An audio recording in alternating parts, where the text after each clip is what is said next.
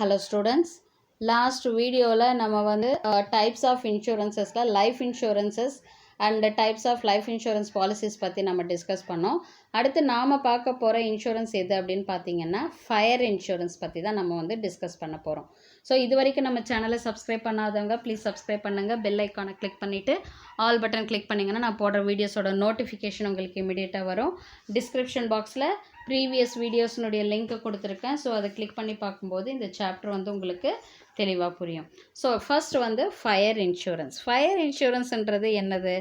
இப்போ ஒரு ஆர்கனைசேஷன் இருக்கும், அவங்களுக்கான ப்ராடக்ட்ஸை ப்ரொடியூஸ் பண்ணுவாங்க, அதை வந்து என்ன பண்ணுவாங்க, வேர் ஹவுஸில் ஸ்டோர் பண்ணி வைப்பாங்க. இன்கேஸ் ஏதாவது ஆக்சிடென்டலாக ஏதாவது ஃபயர் ஆகிடுச்சு அப்படின்னா கண்டிப்பாக அதனால் அவங்களுக்கு என்ன ஆகும், ஒரு லாஸ் தான் ஆகும். அந்த பிஸ்னஸ்க்கு அது ஒரு லாஸ் தான். அந்த லாஸை வந்து எப்படி அவங்க வந்து காம்பன்சேட் பண்ணிப்பாங்க அப்படின்னா த்ரூ இன்சூரன்ஸ் மூலியமாக. ஸோ அதுக்காக அவங்க என்ன பண்ணணும், அந்த கம்பெனி வந்து ஒரு ஃபயர் இன்சூரன்ஸ் வந்து அவங்க எடுத்துக்கணும். ஸோ அந்த இன்சூரன்ஸ் மூலியமாக அவங்களுடைய லாஸை வந்து அவங்க என்ன பண்ணுவாங்க, காம்பன்சேட் பண்ணிக்குவாங்க. அந்த ஃபயர் இன்சூரன்ஸ் வந்து பற்றி தான் நம்ம பார்க்க போகிறோம். So fire insurance is a contract whereby the insurer in consideration of the premium paid undertakes to make good any loss or damage caused by fire during a specified period up to the amount specified in the policy. So fire insurance contract அதாவது ஒரு insurance கம்பெனியோட ஒரு insured வந்து பார்த்திங்கன்னா என்ன பண்ணுவாங்க, ஒரு insurance policy வந்து எடுப்பாங்க. ஓகேவா? அந்த இன்சூரன்ஸ் பாலிசி வந்து பார்த்திங்கன்னா ஒரு பர்டிகுலர் பீரியடுக்கான ப்ரீமியம் பே பண்ணிவிட்டு அவங்க என்ன பண்ணுவாங்க, அந்த ஃபயர் இன்சூரன்ஸ் பாலிசியை வந்து எடுப்பாங்க. Normally the fire insurance policy is for a period of 1 year after which it is to be renewed from time to time.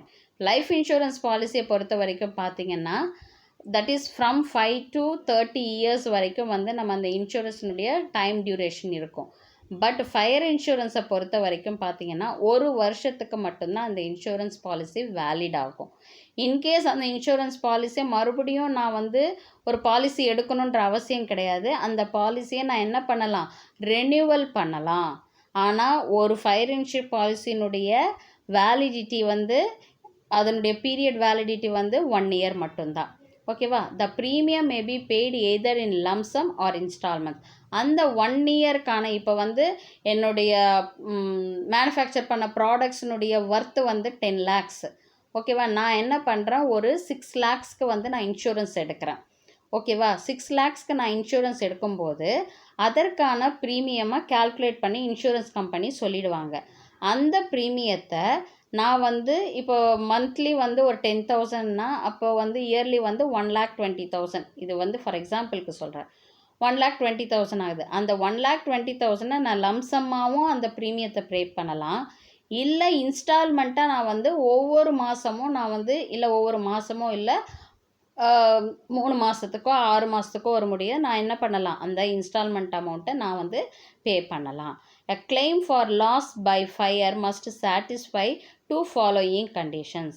ஒரு ஃபயர் இன்சூரன்ஸ் பாலிசி நம்ம எடுக்கும் பொழுது எந்தெந்த காரணத்துக்காக வந்து நம்ம வந்து அந்த பாலிசி வந்து நம்ம கிளைம் பண்ண முடியும் அப்படின்னா there must be actual loss. ஃபயர்னால் இழப்பு ஏற்பட்டு இருக்கணும்.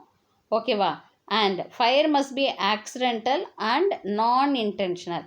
அந்த ஃபயர் வந்து பார்த்திங்கன்னா தீப்பிடிக்கிறது அப்படின்றது வந்து ஆக்சிடென்டலாக இருக்கணும், பர்பஸிவாக இருக்கக்கூடாது.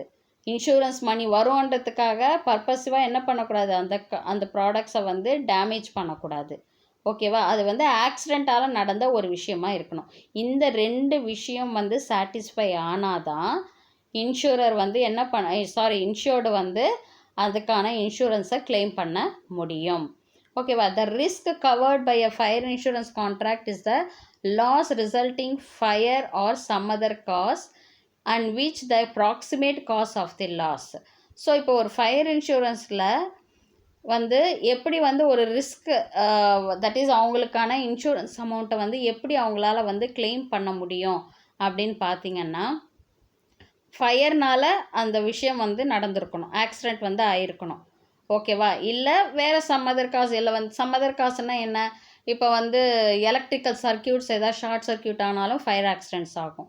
ஸோ இந்த 2 இல்லை ஓவர் ஹீட்டிங்னால கூட ஓகேவா அது மாதிரியும் கூட ஃபயர் ஆக்சிடென்ட்ஸ் ஆகும். ஸோ என்ன ரீசன்ஸ்னால வந்து ஃபயர் ஆக்சிடெண்ட் ஆச்சு, அந்த ஃபயர் ஆக்சிடென்ட்ஸ் வந்து பார்த்திங்கன்னா பாலிசியில் சொல்லப்பட்ட அந்த அவங்க சில நிபந்தனைகள் வச்சுருப்பாங்க, கண்டிஷன்ஸ் வச்சுருப்பாங்க.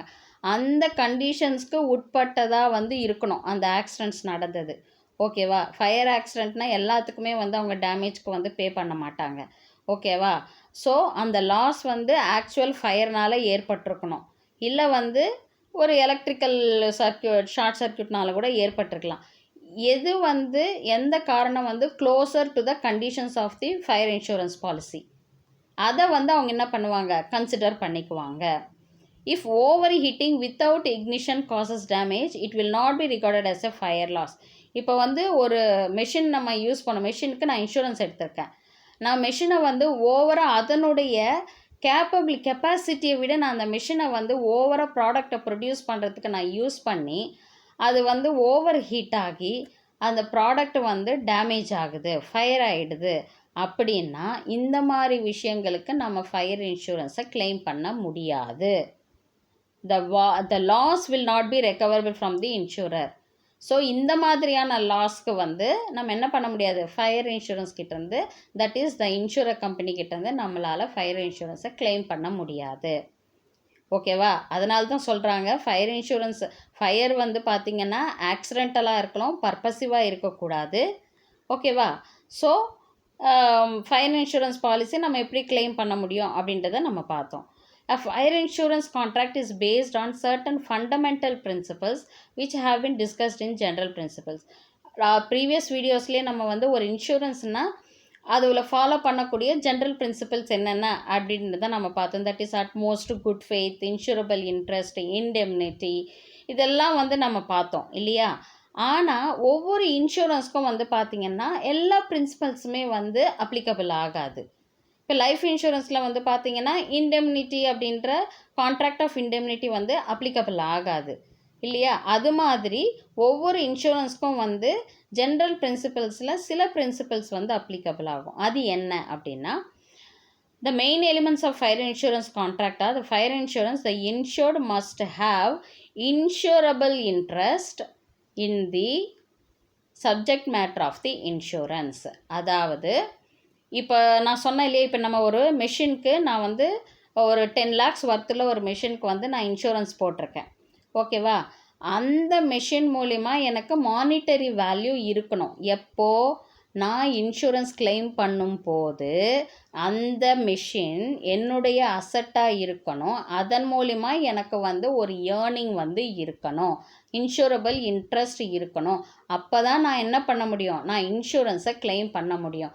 நான் யூஸ் பண்ணாத ஒரு மெஷின் வந்து ஏதோ ஒரு ஃபயர் ஆக்சிடெண்ட் ஆகிட்டு அது டேமேஜ் ஆச்சு அப்படின்னா எனக்கு அதனால் எந்த மணி வேல்யூமே எனக்கு எது மணி வேல்யூமே எனக்கு அதனால் கிடைக்கல அப்படின்னும் போது நம்ம இன்சூரன்ஸ் கம்பெனியில் கிளைம் பண்ண முடியாது. அந்த மிஷின் மூலிமா எனக்கு வந்து லாபம், தட் இஸ் வருவாய் வந்து வருவாய் வந்து எனக்கு வந்து வரணும். அப்படி இருந்தால் மட்டும்தான் நான் என்ன பண்ண முடியும், அதற்கான கிளைமை நான் வந்து பண்ண முடியும். Without insurable interest the contract of insurance is void, செல்லாது. அந்த இன்சூரபிள் இன்ட்ரெஸ்ட் அப்படின்றது வந்து அந்த சப்ஜெக்ட் மேட்டரில், இப்போ நான் சொல்கிறதுல சப்ஜெக்ட் மேட்டர் மெஷின், ஓகேவா? அதில் உங்களுக்கான insurable interest that is the money value அது இல்லை அப்படின்னா அந்த இன்சூரன்ஸ் வந்து என்ன ஆகாது, செல்லுபடி ஆகாது அப்படின்னு அர்த்தம். In case of fire insurance, unlike life insurance, insurable interest must be present both at the time of insurance and at the time of loss. So life இன்சூரன்ஸையும் ஃபயர் இன்சூரன்ஸையும் நம்ம வந்து கம்பைன் பண்ணி பார்க்க முடியாது, ரெண்டுத்தையும் ஒன்று அப்படின்னு நம்ம சொல்ல முடியாது. காரணம் என்ன அப்படின்னா, லைஃப் இன்சூரன்ஸை பொறுத்த வரைக்கும் நம்ம என்ன பண்ணுறோம், ஒரு லம்சம் அமௌண்ட்டை வந்து நம்ம வந்து ஒரு ப்ரீமியமாக நம்ம வந்து பே பண்ணுறோம். பட் அது வந்து ஒரு சர்டன் பீரியட் வரைக்குமோ இல்லை வந்து பார்த்திங்கன்னா டில் தி லைஃப் எண்டு வரைக்குமோ நம்ம வந்து அந்த இன்சூரன்ஸை வந்து நம்ம எடுப்போம். ஸோ டில் நான் ஹோல் லைஃப் இன்சூரன்ஸ் நான் எடுக்கிறேன் அப்படின்னும் பொழுது என்னுடைய லைஃப் அங்கே முடியும் போது தான் அந்த இன்சூரன்ஸை நான் கிளைம் பண்ண முடியும். அப்படின்னும் பொழுது என்னுடைய நான் எனக்கு வந்து அந்த டெத் அக்கர் ஆகும்போது அந்த கன்சர்ன் பர்சன் இருக்க மாட்டாங்கன்றதுனால நான் வந்து இன்சூரன்ஸை கிளைம் பண்ண முடியாது அப்படின்னு சொல்ல முடியாது. லைஃப் இன்சூரன்ஸை பொறுத்த வரைக்கும் அது அப்ளிகபிள் கிடையாது. ஆனால் ஃபயர் இன்சூரன்ஸை பொறுத்த வரைக்கும் நீங்கள் ஒரு மிஷின் மேலே ஒரு இன்சூரன்ஸ் எடுத்திருக்கீங்க அப்படின்னா அந்த மிஷினுக்கு இன்சூரபிள் தட் இஸ் இன்ட்ரெஸ்ட் இருக்கணும், இன்சூரபிள் இன்ட்ரெஸ்ட் உங்களுக்கு இருக்கணும். டேமேஜ் ஆகும்போது அந்த ப்ராடக்ட் வந்து உங்களுடைய அசட்டாக இருக்கணும், அது வந்து விசிபிலிட்டிலையும் இருக்கணும். அப்படி இருந்தால் மட்டும்தான் ஃபயர் இன்சூரன்ஸில் நம்ம என்ன பண்ண முடியும், கிளைம் பண்ண முடியும். For example, a person has insurable interest in the property he owns. A businessman has insurable interest in his stock, plant, machinery and building. An agent has an insurable interest in the property of his principal. A partner has insurable interest in the property of partnership firm. And the mortgage has insurable interest in the property which is mortgaged. So இதெல்லாம் வந்து பார்த்திங்கன்னா எக்ஸாம்பிளுக்கு சொல்கிறாங்க. அதாவது ஒரு fire insurance எடுக்கிறோம் அப்படின்னா இப்போ ஒரு ப்ராப்பர்ட்டி மேலே அவருடைய ஓன் ப்ராப்பர்ட்டி அது, அந்த ப்ராப்பர்ட்டி மேலே அவர் என்ன பண்ண முடியும், ஃபயர் இன்சூரன்ஸ் எடுக்க முடியும். இல்லை வந்து ஒரு பிஸ்னஸ் பர்சன் வந்து ப்ராடக்டை ப்ரொடியூஸ் பண்ணி அதை ஸ்டாக் பண்ணி வைக்கிறாங்க, வேர் ஹவுஸில் ஸ்டாக் பண்ணி வைக்கிறாங்கன்னா அந்த ஸ்டாக்குக்கு அவரால் இன்சூரன்ஸ் எடுக்க முடியும். ஒரு பிளான்ட் அண்ட் மிஷினரி மேலே எடுக்க முடியும், ஒரு பில்டிங் மேலே அவங்களால இந்த மாதிரியான இன்சூரன்ஸை வந்து எடுக்க முடியும். ஏன்னா அதன் மூலிமா அவங்க வந்து ஒரு மணி வேல்யூவை கெயின் பண்ணுறாங்க. ஓகேவா? ஸோ அப்படி இருக்கிற பட்சத்தில் இந்த ஃபயர் இன்சூரன்ஸை வந்து நம்ம வந்து இந்த மாதிரி விஷயங்களை அப்ளை பண்ணலாம் அப்படின்னு சொல்கிறாங்க. ஸோ நெக்ஸ்ட் வந்து பார்த்தீங்கன்னா similar to the life insurance contract, the contract of fire insurance is a contract of utmost good faith. இந்த அட்மோஸ்ட் குட் ஃபெய்த் அப்படின்ற பிரின்சிபல் வந்து எல்லா விதமான இன்சூரன்ஸ்லேயும் வந்து அப்ளிகல் ஆகும். காரணம் என்ன, அட்மோஸ்ட் குட் ஃபெய்த்னா என்ன, இன்சூரராக இருந்தாலும் சரி இல்லை இன்சூர்டாக இருந்தாலும் சரி ரெண்டு பேருமே கரெக்டான இன்ஃபர்மேஷன்ஸ் டாக்குமெண்டேஷன்ஸ் வந்து கரெக்டாக ட்ரூத்ஃபுல்லாக இருக்கணும், ஹானஸ்டியாக இருக்கணும். எந்த விதமான ஃபால்ஸ் இன்ஃபர்மேஷன்ஸும் வந்து அவங்க ப்ராப்பர்ட்டி பற்றி அவங்க கொடுக்கக்கூடாது. அதே மாதிரி அதில் என்ன ரிஸ்க் இன்வால்வ் ஆகிருக்கு அப்படின்ற இன்ஃபர்மேஷன்ஸையும் அவங்க வந்து தெளிவாக வந்து கொடுக்கணும். அதே மாதிரி இன்சூரன்ஸ் கம்பெனி வந்து பார்த்திங்கன்னா அந்த பாலிசியில் வந்து என்னென்ன டேர்ம்ஸ் அண்ட் கண்டிஷன்ஸ் இருக்குது அப்படின்றதையும் வந்து பார்த்திங்கன்னா அவங்க வந்து இன்சூரன்ஸ் எடுக்கிறவங்களுக்கு க்ளீனாக எக்ஸ்பிளைன் பண்ண வேண்டியதும் இன்சூரன்ஸ் கம்பெனியினுடைய வேலை. ஸோ அட்மோஸ்ட் குட் ஃபெய்த் அப்படின்ற principle applicable to all the insurances. ஓகேவா? ஸோ இது வந்து லைஃப் இன்சூரன்ஸ் கான்ட்ராக்ட்லேயும் இது அப்ளிகபிள் அப்படின்றத நம்ம பார்த்துட்டோம். அடுத்தது, the contract of fire insurance is a contract of strict indemnity. So indemnity, contract of indemnity அப்படின்னா நம்ம என்ன சொன்னோம், அதில் வந்து லாஸ் அண்ட் டேமேஜஸ் இருக்கிற இன்சூரன்ஸ் தான் இண்டெமினிட்டி கான்ட்ராக்ட் அப்படின்னு சொல்கிறோம் நம்ம. ஓகேவா? ஸோ ஃபயர் இன்சூரன்ஸை பொறுத்த வரைக்கும் கண்டிப்பாக it is a contract of indemnity. The insured can in the event of loss recover the actual amount of loss from the insurer. இந்த விஷயத்தில் ஃபயர் இன்சூரன்ஸை பொறுத்த வரைக்கும் இப்போ ஒரு 10 lakhs மதிப்புள்ள ஒரு ஸ்டாக்கில் வந்து 5 lakhs வந்து அவருக்கு வந்து 5 lakhs வர்த்துள்ள ப்ராடக்ட்ஸ் வந்து ஃபயர் ஆகிடுச்சு அப்படின்னா அவர் அந்த 5 lakhsக்கு வந்து இன்சூரன்ஸ் எடுத்திருந்தாருன்னா அவரால் அந்த இன்சூரன்ஸ் அமௌண்ட்டை கிளைம் பண்ண முடியும். எவ்வளோ அமௌண்ட்டுக்கு அவர் போட்டிருக்கிறாரோ அந்த அமௌண்ட்டில் எவ்வளோ லாஸ் ஆகிருக்கோ அதை பேஸ் பண்ணி அவருக்கு இன்சூரன்ஸ் கம்பெனி வந்து காம்பன்சேட் பண்ணுவாங்க. This is subject to the maximum amount for which the subject matter is insured. So 10 lakhs வர்த்துள்ள பொருளாக கூட இருக்கலாம், ஆனால் நீங்கள் இன்சூரன்ஸ் எடுத்திருக்கிறது 6 lakhsக்கு. அந்த 6 lakhsல வந்து எவ்வளோ ப்ராடக்ட் வந்து எவ்வளோ லாஸ் மணி வேல்யூ வந்து டேமேஜ் ஆகிருக்கு அப்படின்றத கேல்குலேட் பண்ணி அந்த டேமேஜ் ஆன மணி வேல்யூ மட்டும்தான் இன்சூரன்ஸ் கம்பெனி கொடுப்பாங்களே தவிர்த்து நீங்கள் 6 lakhsக்கான ப்ரீமியம் இன்சூரன்ஸ் ப்ரீமியம் பே பண்ணிங்கன்றதுக்காக இந்த இப்போ ஒரு 3 lakhsக்கானது மட்டும்தான் டேமேஜ், 6 lakhsல 3 lakhsக்கானது தான் டேமேஜ் ஆகிருக்கு அப்படின்னா அந்த 3 lakhs தான் அவங்க கொடுப்பாங்களே தவிர்த்து அந்த 6 lakhsக்கான இன்சூரன்ஸை வந்து அவங்க கொடுக்க மாட்டாங்க. ஸோ இதுதான் வந்து பார்த்திங்கன்னா contract of indemnity. For example, if a person has insured his house for 4 lakhs, the insurer is not necessarily liable to pay the amount, although the house may have been totally destroyed by fire, but he will pay the actual loss after deducting depreciation within the maximum limit of 4 lakh. The purpose being that a person should not be allowed to gain by a insurance. இப்போ எக்ஸாம்பிளுக்கு என்ன சொல்கிறாங்க, ஒருத்தர் வந்து ஒரு வீடு வச்சுருக்காரு, அந்த வீடோட வேல்யூ மேபி ஒரு 20 lakhs கூட இருக்கலாம். ஆனால் அவர் எவ்வளோக்கு வந்து இன்சூரன்ஸ் எடுத்திருக்கிறாரு, 4 lakhsக்கு தான் அவர் வந்து இன்சூரன்ஸ் எடுத்திருக்கிறாரு. இன்கேஸ் அவருடைய வீடு வந்து ஃபயர் ஆகிடுச்சு, டோட்டலாகவே ஃபயர் ஆகியிருந்தா கூட லாஸ் வந்து பார்த்திங்கன்னா நமக்கு தெரியும், எனக்கு 20 லட்சம் நஷ்டமாக போச்சு என் வீடு எரிஞ்சு போய் அப்படின்றது நமக்கு தெரியும். ஆனால் இன்சூரன்ஸ் கம்பெனியை பொறுத்த வரைக்கும் அந்த இன்சூர்டு வந்து எவ்வளோ அமௌண்ட்டுக்கு வீட்டுக்கு இன்சூரன்ஸ் எடுத்திருக்காரு, 4 lakhsக்கு தான் இன்சூரன்ஸ் எடுத்திருக்கிறாரு.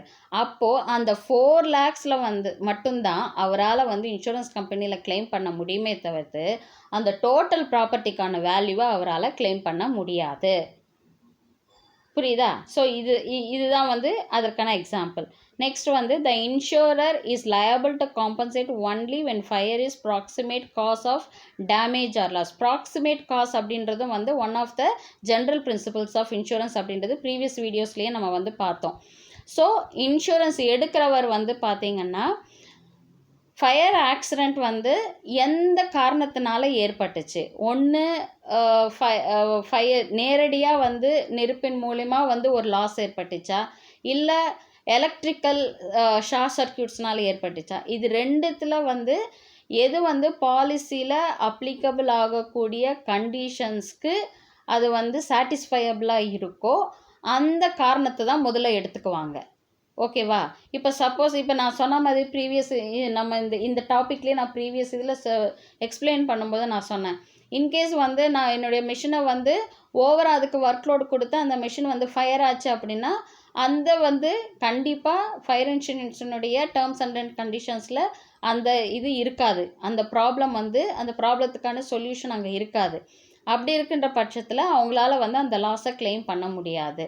ஸோ எந்த காரணத்தினால வந்து இந்த ஃபயர் ஆக்சிடெண்ட் நடந்துச்சு அப்படின்றத அவங்க பார்ப்பாங்க. ஸோ அது வந்து அவங்களுடைய பாலிசியோடைய கண்டிஷன்ஸை சாட்டிஸ்ஃபையபிளாக இருந்துச்சுன்னா இன்சூரர் வந்து அந்த கிளைம் பண்ணிக்கலாம், அந்த இன்சூரன்ஸை கிளைம் பண்ணிக்கலாம். ஸோ இதுதான் வந்து பார்த்திங்கன்னா ஃபயர் இன்சூரன்ஸ்னால் என்ன அப்படின்றத பார்த்தோம்.